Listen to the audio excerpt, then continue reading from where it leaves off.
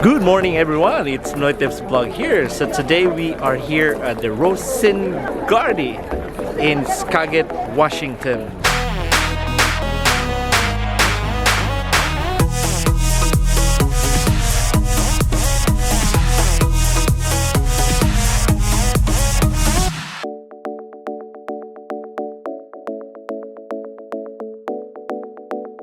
So again guys, they have hectares of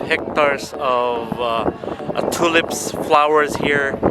Every spring we have this one here, and again different colors of tulips here, and oh my goodness, it's really good. So gonna be overwhelming guys, there's beautiful flowers here.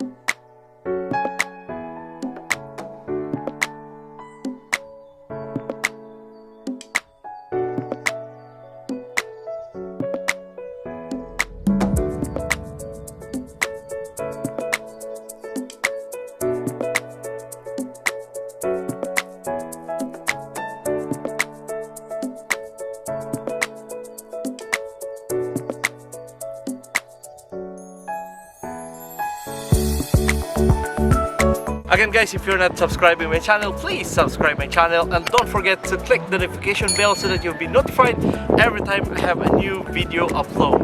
Thank you for watching NoyTebs vlog. Please like and subscribe my channel.